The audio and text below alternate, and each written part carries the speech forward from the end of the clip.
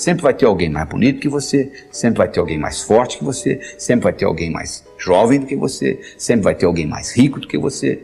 Então você vai estar sempre frustrado. Conhecendo sua força, você não tem nem ideia a força que você tem dentro de você. É igual um iceberg.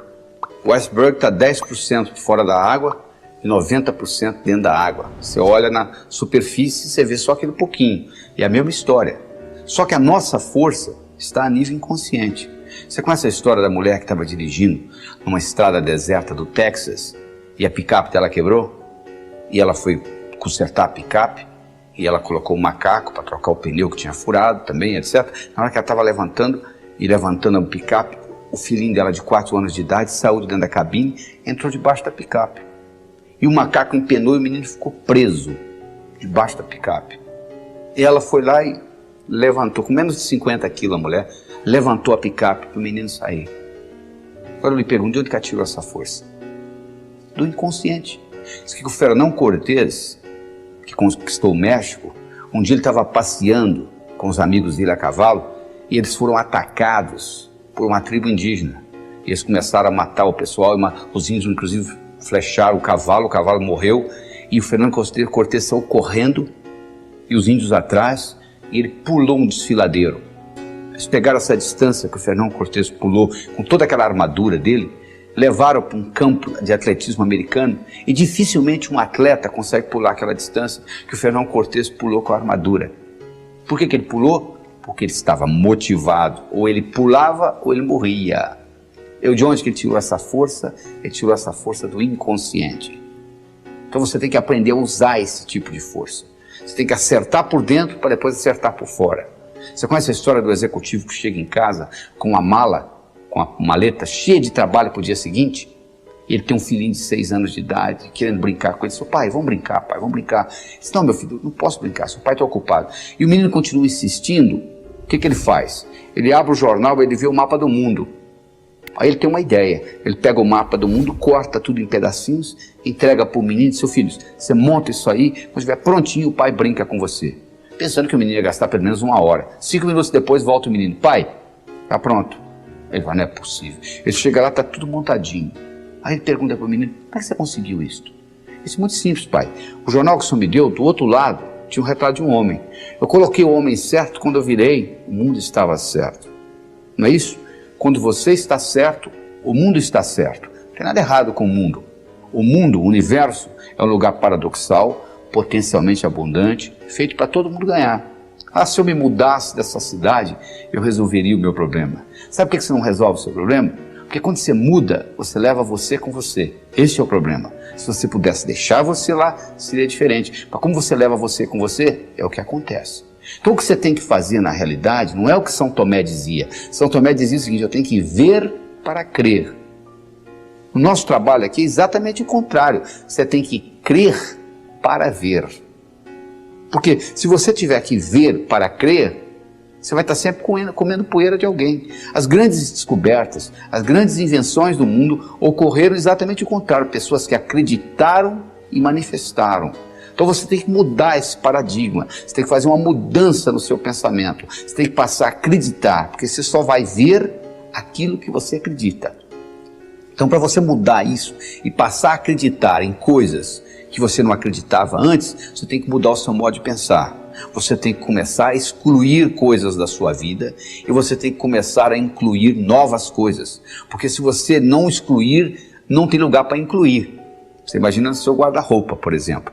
Você quer comprar roupa nova, você já tem um guarda-roupa cheio, o único jeito de você colocar roupa nova é você tirar as roupas velhas. Não é verdade? Você conhece a história do sujeito que quer ser mestre e ele vai no mestre Zen e se apresenta como discípulo, e ele começa a conversar com o mestre Zen e o mestre pergunta, você quer chá? Ele começa a servir chá para ele, ele coloca a xícara e o mestre Zen vai enchendo a xícara, vai enchendo, começa a transbordar. E o discípulo não aguenta, seu mestre, será que o senhor não vê que está tornando? Foi exatamente. Será que você não está vendo que a sua mente já está cheia? Você já chegou aqui transbordando. Não existe lugar para o meu conhecimento. Então, o indivíduo às vezes anda com a mente transbordando de conhecimentos inúteis, que você deve excluir. Você tem que mudar as crenças.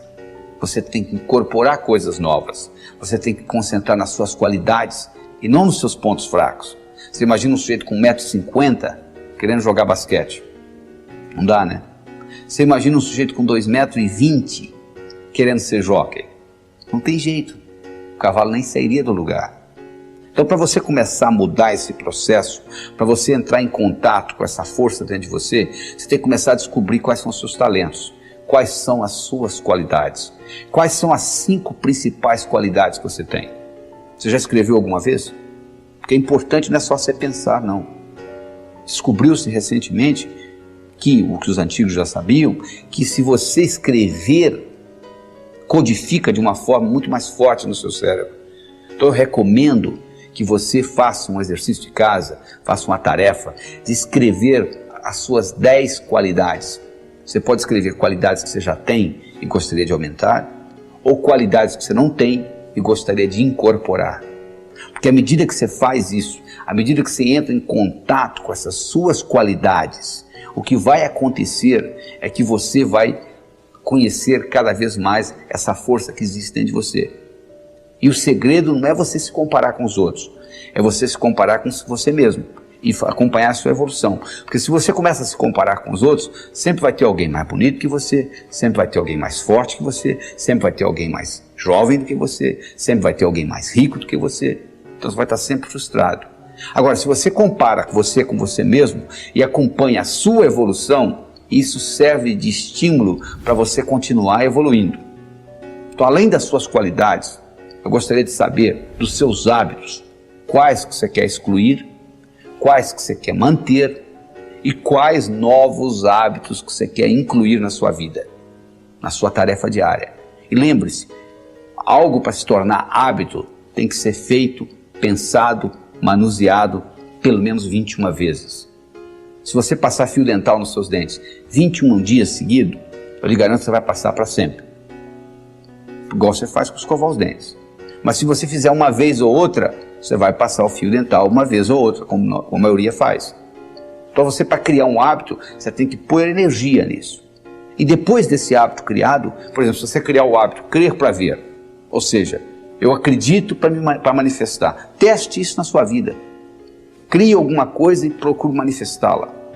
Tudo no universo físico é criado 2 vezes. Primeiro você cria, depois você manifesta. Você entendendo esse processo é fundamental. E lembre-se da história do executivo. Se você está certo, o mundo está certo. Até lá.